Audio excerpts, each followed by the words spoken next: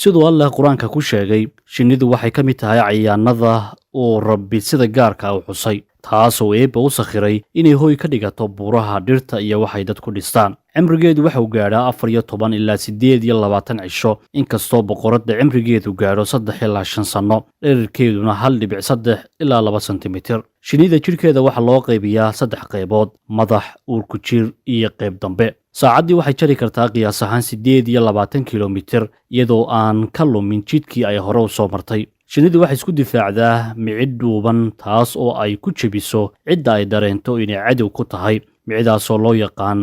sting shinnidu waxay wax quudataa maalintii sidoo kale waxay ka mid tahay xayawaanada la dhiiga qabow shinnidu waxay ka tirsan tahay boqortooyada xayawaanka bahda bilaalif dhabarleyda gaar ahaanna bahweynta cayayaanka waxay ku jirtaa qoyska hoose ee quraanjada kuwaasoo leh 2 baal iyo 6 lugood bahda cilmiga saynisku waxay ugu yeeraan Anthophila asal ahaan waxay ka soo jeedaa qaaradda Aasiya gaar ahaanna koonfur bari Aasiya cilmiga barashada shinnida waxa afka qalaad loo yaqaanaa militology shinnidu guud ahaan waxay ka kooban tahay 3 qaybood kuwaasoo kala ah boqorad shinni dhadig iyo shinni lab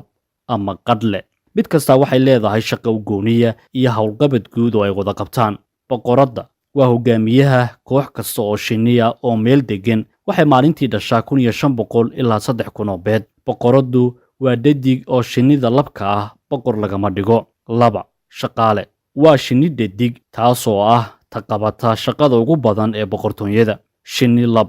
waa shinni aan ka badnayn dhowr boqol oo xabbo kuwaasoo shaqadooda ugu weyn tahay riminta boqoradda midka boqoradda saarta ama rimiyana waa u dhintaa shinnidu waxay ka mid tahay cayayaanada oo Alle quraanka ku sheegay in uu u waxyooday taasoo ku shaqaysa waxyul ilhaam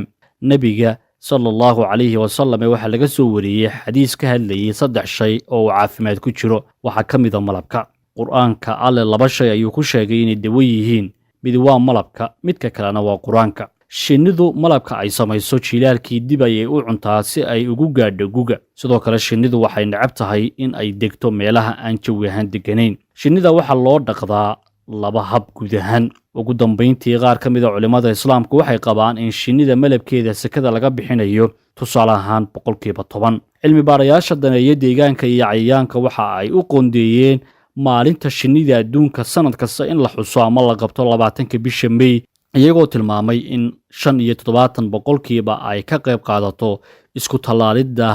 dhirta ubaxooda iyo tarmidooda waxay soo jeediyeen in la ilaaliyo shinnida iyadoo la siinayo deegaan ku habboon iyo biyo joogta meel ay ka gaari karto